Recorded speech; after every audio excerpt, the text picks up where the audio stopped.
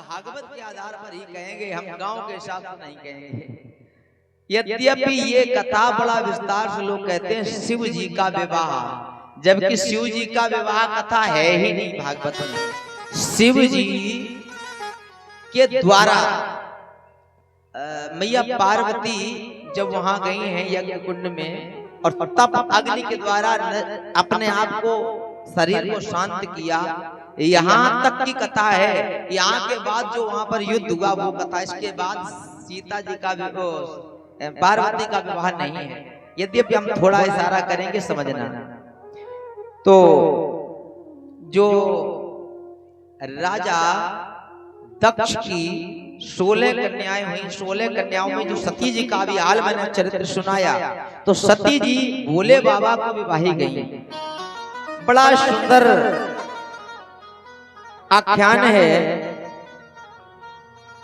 एक बार भोले बाबा मैया सती के सहित कुंभज ऋषि के यहाँ पर पहुंचे, किस लिए? कथा सुनने के लिए। जबकि पता है आपको कथा के सच्चे रचनाकार कौन है? अथवा यूं कहें राम कथा किसने लिखी? आप लोग कहेंगे तुलसीदास बाबा ने। ना, गलत बात। वो तो अभी आए, इसके पहले भी किसने? हाँ, आप सही बोले हो, लेकिन इसके पहले अगर थोड़ा यहाँ की भाषा के हिसाब से लें तो महर्षि वाल्मीकि जी ने वगैरह वगैरह। लेकिन सबसे पहली अगर कथा लिखी है तो रचि महेश निज मानस राखा, 22 शिवासन भाखा। सबसे पहली राम कथा राम जी के आने से पूर्व ही कथा लिख चुकी थी मन में, और वही किया गया। लेकिन फिर भी राम कथा जे सुनत अगाही और रस विशेष जाना तिन नहीं।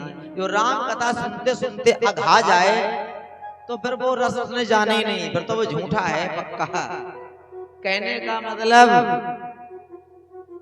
राम कथा के सबसे बड़े रचनाकार ही स्वयं जाकर के कुंभज ऋषि के पास पति पत्नी समेत बैठ करके कथा सुनी।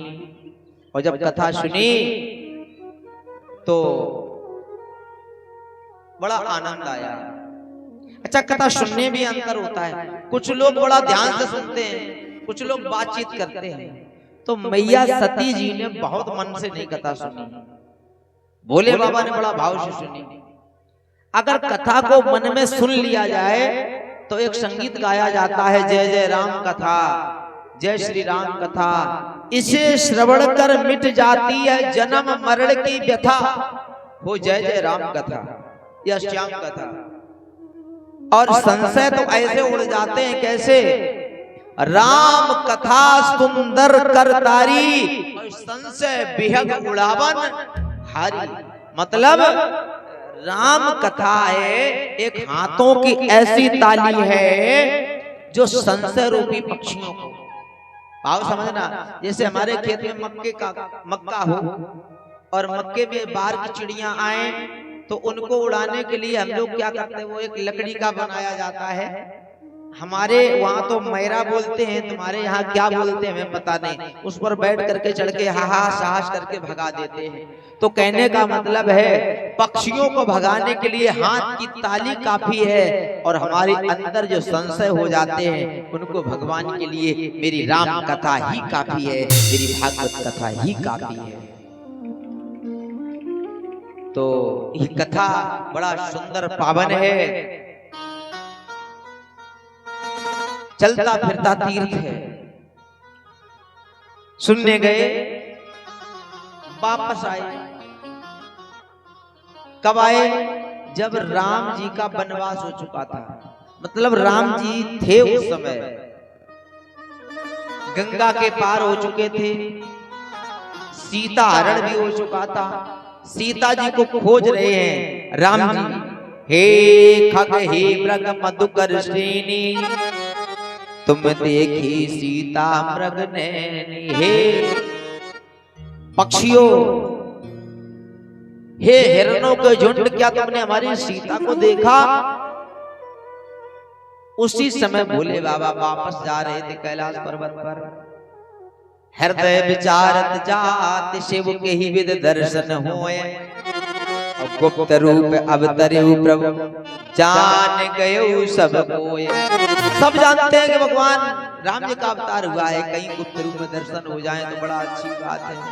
ऐसी भावनाएं आई तो कहते हैं भगवान सबकी इच्छाओं को पूरा कर देते हैं।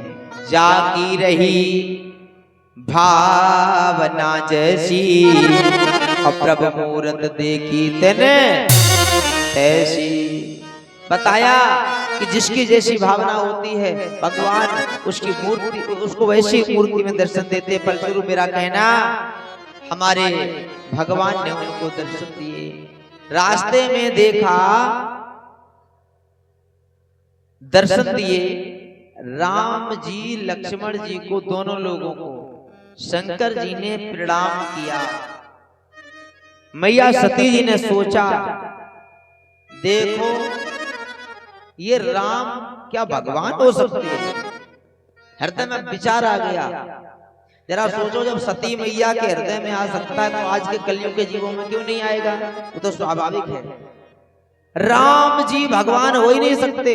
अगर होते तो इन्हें क्या पता नहीं है? बिहार में कथा सुन के आए हैं।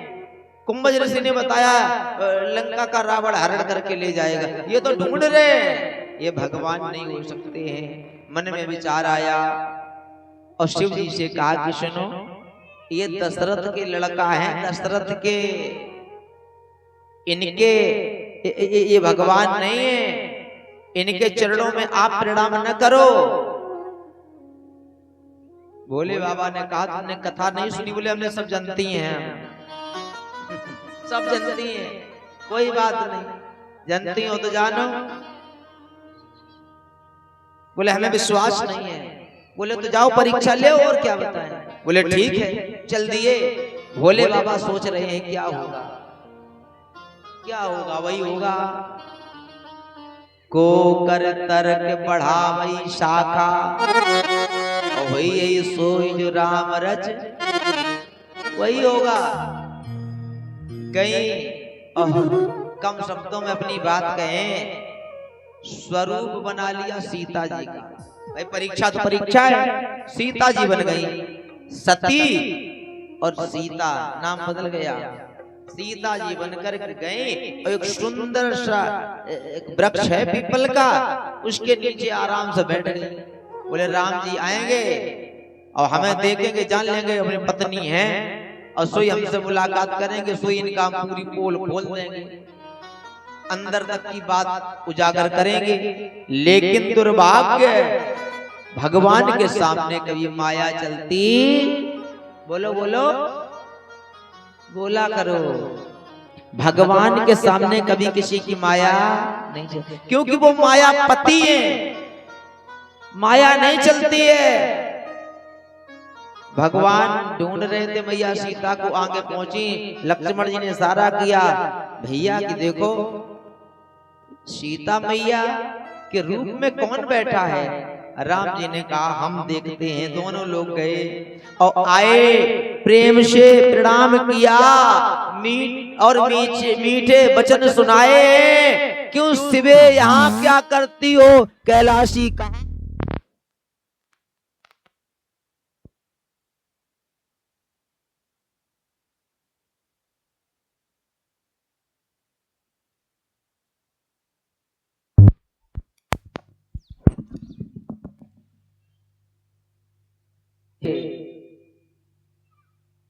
मैया आप यहाँ अकेली क्यों बैठी हो? भोले बाबा कहाँ हैं? जरा सोचो, कोई रूप बनाए के जाए और उसके स्पष्ट शब्दों में कह दिया जाए तो उसको कैसा लगेगा? सारा का सारा भेद खुल गया, लज्जा लगी, और लज्जा जब लगी तो अब कर क्या सकती हैं? नजर बचा करके दूसरे रास्ता से निकलना चाहा। भगवान भोले बाबा कि कृपा से भगवान राम जी ने सोचा, कृपा नहीं कह सकते, इच्छा कह सकते हैं, और भगवान का नियम भी है, अपराधी को दंड देना जरूरी होता है। इन्होंने अपराध किया है, क्या दंड दिया जाए? दंड सुनो, राम जी ने एक अद्भुत झांकी का दर्शन कराया।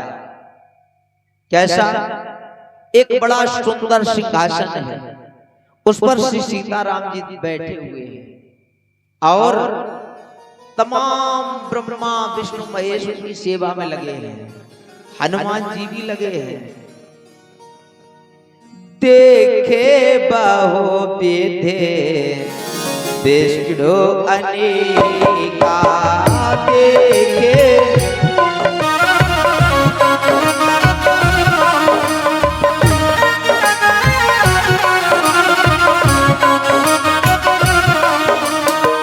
अमिति प्रभाव एक का, अमिति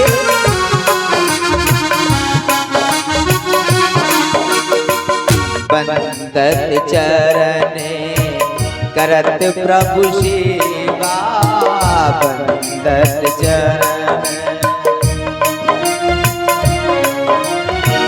विविध वेश देखे सब देवा, विविध वेश देखे सब देवा।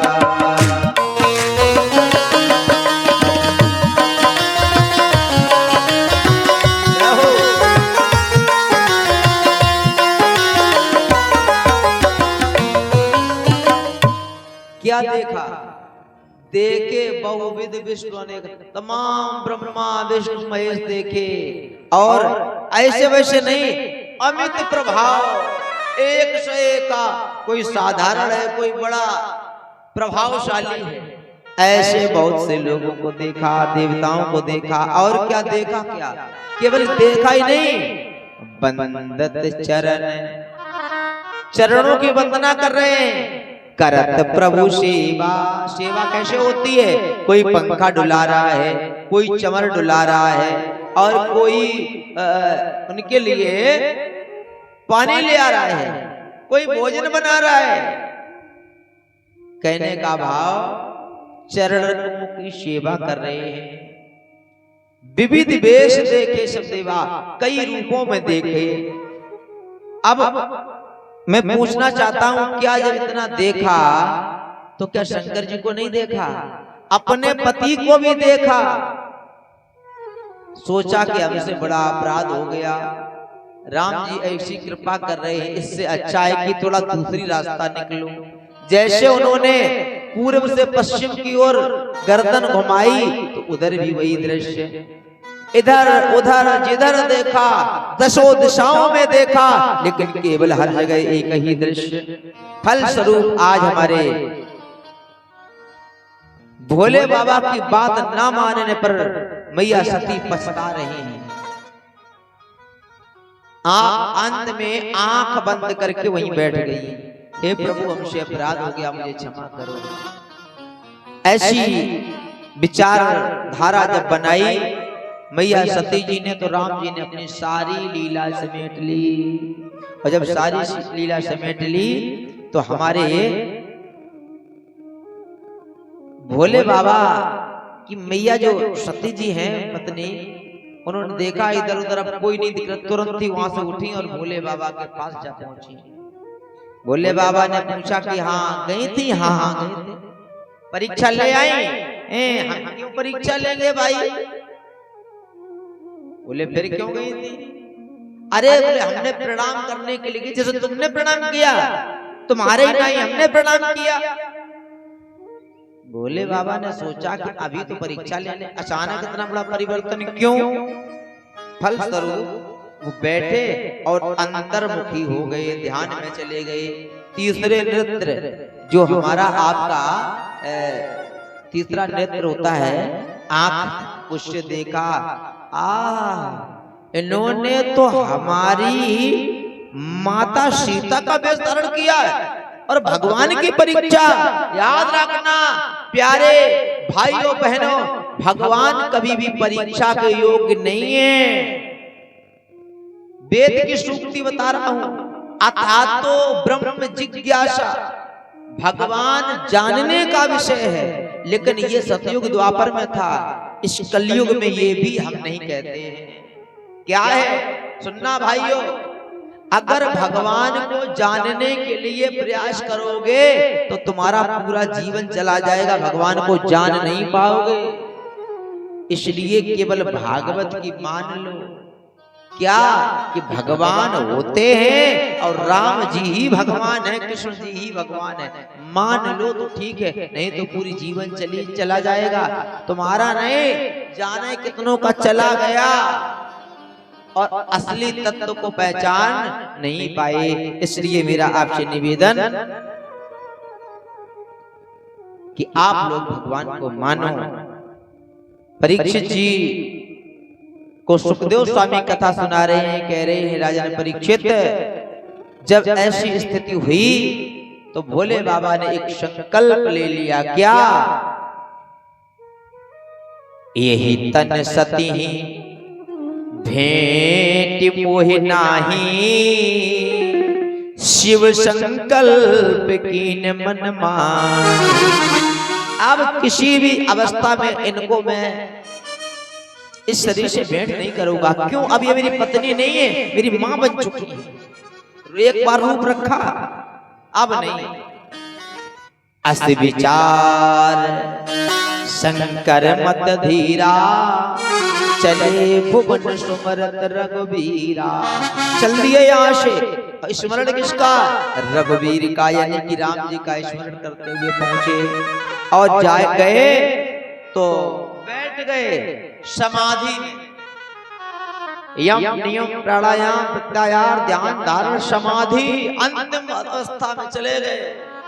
और समाधि में जब चले गए तो एक नहीं, दो नहीं, 10 साल नहीं, 1000 साल नहीं, बीते संबते सहस सतासी।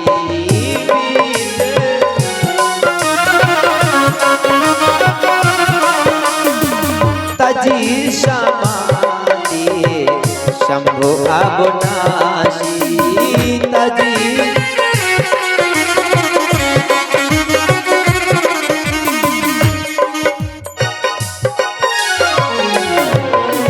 बीते संबत 87,000 वर्ष बीत गए। तब कहीं शंकर जी ने अपनी समाधि को खोला। मैया सती जी तुरंत भाग करके वहीं आ गई। भोले बाबा ने पत्नी को पत्नी की जगह न देकर के सामने दे दिया। वैसे बाम भाग में स्त्री का स्थान होता है, अब बाईं ओर नहीं दिया क्योंकि पत्नी नहीं है, संसार की दृष्टि में है। बायां भाग नहीं दिया, बल्कि अपने इष्ट को सम्मुख रखा जाता है, इसलिए सम्मुख आसन दे दिया। आओ बैठो। यद्यपि अन्नबन तो है ही है, उसी क्षण एक और घटना घटती। आकाश में बड़े बड़े वायुयान जा रहे उड़ उड़ करके। पूछा कहां जा रही, कौन है? भोले बाबा ने कहा तुम्हें पता नहीं है? बोले मुझे तो पता नहीं। बोले तुम्हारे पिता ने दक्ष ने प्रजापति होने के उत्सव में बड़ा उपलक्ष्य में बहुत बड़ा उत्सव मनाया है, इसलिए सब लोग वहीं जा रहे हैं। बोले वहां जा रहे हैं और हमें नहीं बुलाया गया? बोले नहीं बुलाया गया है। बोले कोई बात नहीं, पिता हैं चलो। बोले सुनो, बिना बुलाए कभी जाना नहीं चाहिए। आजकल की माताओं बहनों को कोई बुलाए चाहे न बुलाए, मैके में कछु हुए जाना तो है ही। भले कोई मोबाइल में स्टेटस लगा दे हैप्पी बर्थडे टू यू वाला, समझो तब भी चली जाएंगी। अच्छा, घर में बाई चांस पति के पास अगर रुपया ना हो किसी कारण बस, तो कहो 2 बोरा आलू तिरवा की मंडी में बेच के आए हैं, लेकिन जाना है। सुनो मेरी मैयाओ, बिना बुलाए कभी भी जाना नहीं चाहिए किसी भी स्थान पर। फलस्वरूप ये नहीं मानी। भगवान बोले, बाबा बोले, जाओ, जो बिना बुलाए जाओगी अपना अपमान कराओगी। नहीं मानी, चली गई। तो भगवान शंकर जी ने कुछ गणों को भेजा। यद्यपि जब ये वहां पर पहुंचे, सारी जगह देखा, पिता ने इनका कोई सम्मान भी नहीं किया। इनकी जो और बहनें हैं 15, उन्होंने देखा और प्रेम से गले भी न लगाया। क्यों? जब पिता के द्वारा बेटी तिरस्कृत हो जाती है ना, फिर कोई उतना भाव नहीं देता है। बेचारी सोच रही हैं, मैया हमारी जो प्रसूति है वो तो हमें गले लगाएगी। प्रसूति जब मिली तो उन्होंने भी दूर से ही अभिवादन, पहले जैसा प्रेम नहीं रहा। अच्छा, ये अनमन क्यों? पुरानी कुछ बात है। जो दक्ष हैं वो शिव जी से विरोध में है। क्यों? जब प्रजापति दक्ष के रूप में दक्ष जी को नियुक्त किया गया, तो उस उत्सव में एक बहुत बड़ा यज्ञ कराया गया। उस यज्ञ में सारे संपूर्ण संसार के ब्रह्म ऋषियों को, देव ऋषियों को, बड़े बड़े संतों को बुलाया गया। उसी में घोषणा की गई कि आज से प्रजापतियों में दक्ष बनाए जा रहे हैं, प्रजापति बनाए जा रहे हैं। फलस्वरूप आज के बाद यही कहलाएंगे प्रजापति। तो उस उत्सव में जब राजा दक्ष उस सभा में प्रवेश कर रहे थे, तो सबने उठ करके सम्मान किया। भोले बाबा ने सम्मान नहीं किया। क्यों नहीं किया? दो कारण हो सकते हैं। एक तो ये जो दुनिया कहती है, क्या कहती है? बोले वो ससुर हैं, ये दामाद हैं।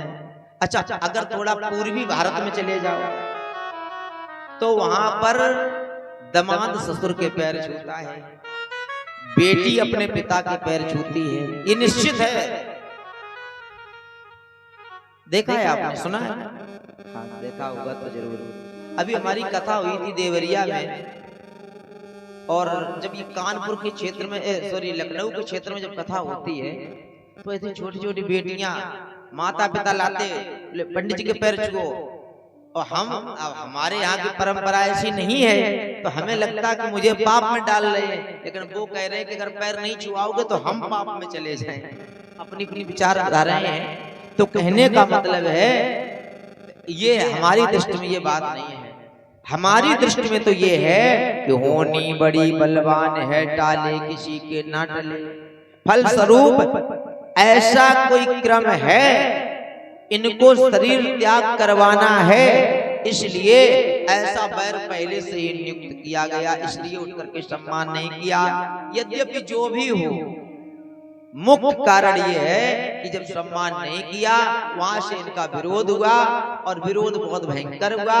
वहीं तक की कथा भागवत में आती है। लेकिन हम दो शब्दों में बात कह दें। जब यहाँ पर देखा कहीं पर आत्म अनुराग न मिला, देखा यज्ञ स्थल पर इनके ही पति का कहीं भी सम्मान नहीं, कोई स्थान नहीं दिया गया, तो इनको बड़ा बुरा लगा और अपने पिता को डांटते हुए बहुत कुछ कहा। अंत में धरती में ही अपने पैर के अंगूठे को मिट्टी में रगड़ा और तपो अग्नि प्रज्वलित हुई और उसी में जल करके ये नष्ट हो गई। कुछ लोग कहते हैं यज्ञ कुंड में, अच्छा यज्ञ कुंड में कूदती या गिरती तो ये क्या आत्महत्या नहीं थी? ये आत्महत्या थी। यहाँ आत्महत्या नहीं कही जा सकती, क्योंकि अपनी तप अग्नि में और अपने शरीर को जला दिया। क्यों? बहाना तो यहाँ है, असली बात ये है कि भोले बाबा ने इनका परित्याग कर दिया है। और जो पति ही जिसका परित्याग कर दे तो फिर उसको संसार में रहने से कोई फायदा। आज की जनरेशन की बात नहीं करूंगा, लेकिन पहले की वैसे सती होना पड़ता, यहाँ पर सती की बात नहीं हुई।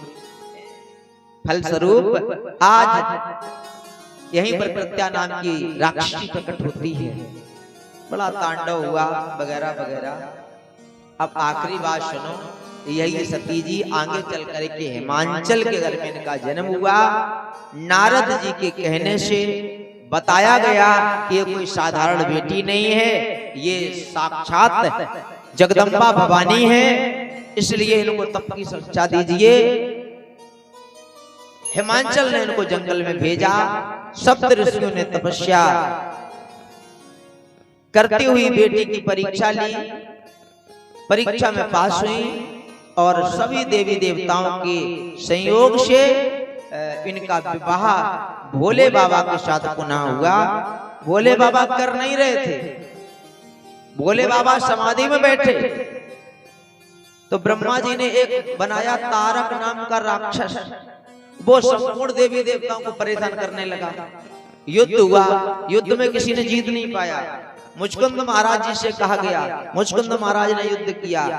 सभी देवी देवता परेशान हुए, ब्रह्मा जी के पास गए, ब्रह्मा जी इंद्र जी के पास गए, इंद्र जी ब्रह्मा जी के पास गए। ब्रह्मा जी से कहा कि प्रभु ऐसी सी बात, बोले चिंता ना करो, इस तारक नाम का राक्षस का वध केवल और केवल शंकर जी का पुत्र कर सकता है। अब शंकर जी का पुत्र तब हो जब उनको ब्याह हुए, उनका तो विवाह है नहीं, क्या करें? तो विवाह नहीं है, कहा कि विवाह किया जाए। अब विवाह के उपलक्ष्य में तब सप्त ऋषियों कामदेव से कहा गया कि जाओ, शंकर जी समाधि में हैं। कामदेव को बड़ा अहंकार कि हमने अच्छे अच्छे लोगों को जीत लिया है, अच्छे अच्छे लोगों को।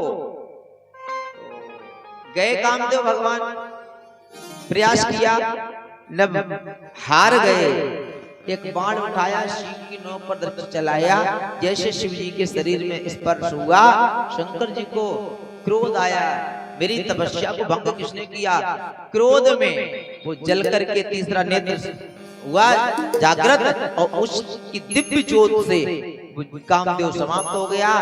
इसकी पत्नी रति भाग के आई, हाथ जोड़ करके कहने लगी कि हे प्रभु, आपने मेरे पति का वध कर दिया है, अब बताओ बिना पति के मैं कैसे रहूंगी? भगवान भोले बाबा ने कहा तुम्हारे पति कामदेव निराकार के रूप में रहेंगे। बोले महाराज मैं निराकार से काम नहीं चलेगा, मुझे साकार रूप में। बोले चिंता ना करो, जब द्वापर आएगा तो भगवान कृष्ण की पत्नी जो रुक्मिणी होगी उसके अंश से इसी बालक का जन्म होगा, तो वही प्रद्युम्न कहलाए थे। ये कथा हम लोग कथा के 6वें दिन सुनेंगे। बोलिए बांके बिहारी लाल की जय हो। और इधर सप्तऋषियों के माध्यम से मैया पार्वती की परीक्षा हुई, परीक्षा में पास हुई, बड़ा सुंदर विवाह की तैयारी की गई। और विवाह जब हुआ, हिमांचल ने बहुत कुछ दान द्रव्य दे करके इनको शहर से विदाई की। और विदाई होने के बाद में जब घर आए, समय आने पर इनके घर में एक बड़े सुंदर पुत्र का जन्म बहुत दिनों बाद हुआ। नाम पड़ा खडानन। इनका नाम है स्वामी कार्तिकेय, मतलब 6 मुख वाले। ये गणेश जी जो है ना, ये शंकर जी के पुत्र हैं, लेकिन ये मैया पार्वती के उबटन से हैं। लेकिन जो वास्तविक पुत्र हैं वो हैं स्वामी कार्तिकेय। शिव परिवार जहाँ होता है वहां पर मूर्ति लगाई जाती है। बोलिए शंकर भगवान की ऐसी कथा आती है।